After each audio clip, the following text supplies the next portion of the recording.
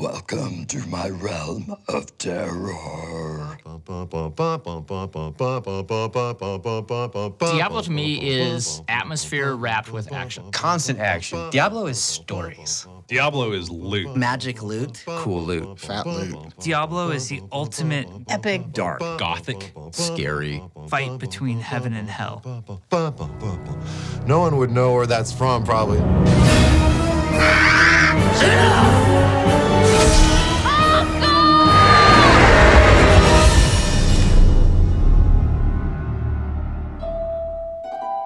Diablo was a new style of game for us. Before Diablo, the idea of this fast-paced, real-time RPG didn't really exist. Blizzard's making an RPG.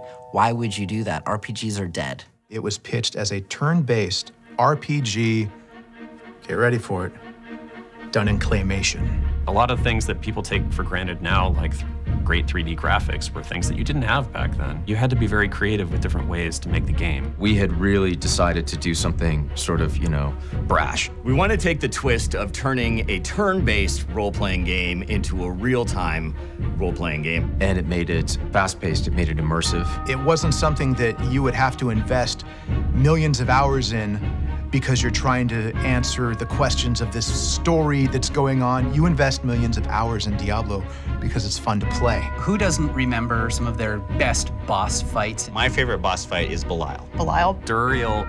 Malthael. The Butcher. The Butcher. The Butcher. The Butcher. Fresh meat. Fresh meat. Like, what was that? And this guy comes out, chop, chop, chop. Our initial instinct was, let's hide it kind of deep in the dungeon. And Alan Adham said, no, let's put it right at the beginning. So everybody who plays this game is going to experience that right away, and it'll set the stage. We want you to feel a little bit nervous, a little bit scared. It's not a comfortable experience. The core of the Diablo experience is that terror or that horror that's there. There's really two stories going on. There's the story of the game. Titanic forces heaven and hell against you. The story of the ascent of humanity. Continuing to strive to achieve something against some pretty terrible odds. And there's a lot of hacking demons and stuff.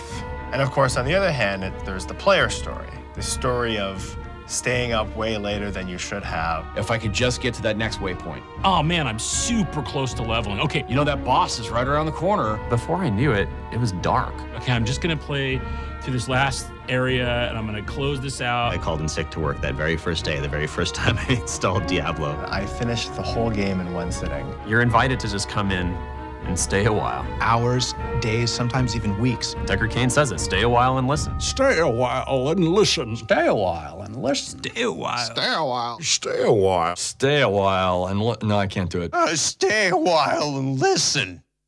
What makes Diablo fun is getting that awesome piece of gear. The first time you saw that amazing item, And it's got the stats you're looking for.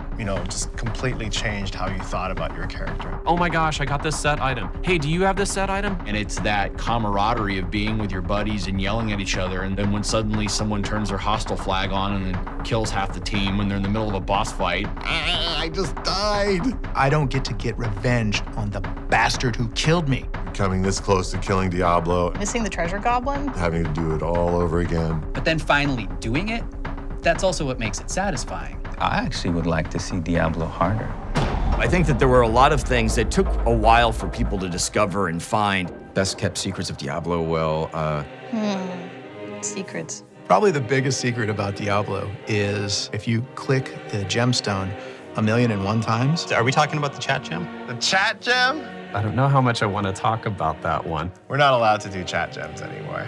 There was a gem in the user interface, and someone decided you could click on it. And people start attaching meaning to that. What's up with the chat gem? What does the chat gem do? We think the chat gem does this. It's not 1,000,000 times, it's 1,000,001. 1 million, 10 million. Tech support would constantly get telephone calls. Try clicking it 100 more times. The chat gem did exactly what the chat gem was supposed to do. It never did anything. Completely functionless. And of course, when you deny things, people start imagining it's real. There is no cow level. Cow level? No, I'm sure there's no cow level. Of course there's a cow level. It doesn't really sound very Diablo to me. I know there's the answer I'm supposed to say. I would have to deny all existence of the cow level. I would have to deny the existence of a cow level. I've played the cow level. But it sounds utterly ridiculous. Frankly, I don't appreciate the rumor. Maybe.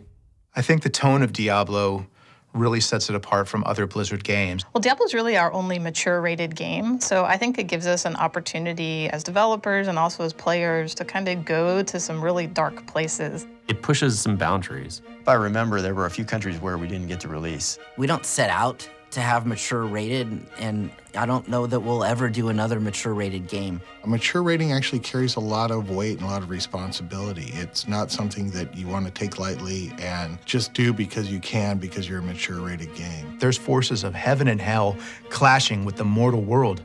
There's going to be some bloody noses, guys. Diablo was also the first game on the Battle.net platform. Back then, IT support was pretty wild, wild west. There was one person working on Battle.net. As a fledgling IT guy, it made it very interesting because I was used to the interaction in the office of, oh yes, let me help you with your computer. And then it was there's a machine in a room, and if you turn that off, 10,000 people just lost their game.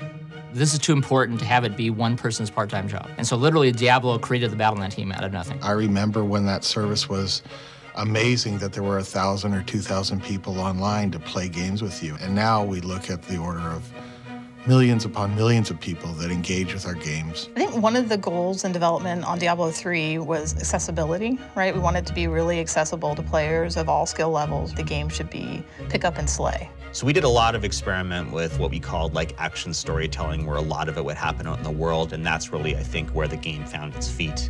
I think Diablo rounds out our IPs. It's the alternative music, you know. It's the Radiohead to the Britney Spears. It was a big part of what made Blizzard Blizzard and what grew the fan base for our company. Diablo has a legacy.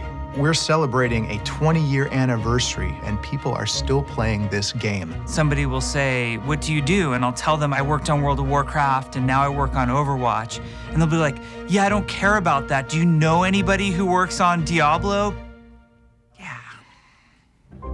You know, our community is more than just a community. It's part of our family. There's all these amazing stories of how people made these connections. I remember we got a letter from somebody saying like, hey, I met this person playing Diablo, we're gonna get married. I've given a copy of the game to one of my friends every time, and because he's far away, I can only really interact with him at times just to say, hey, what's going on, through Diablo. And I think about that bond, that friendship, like that's massive.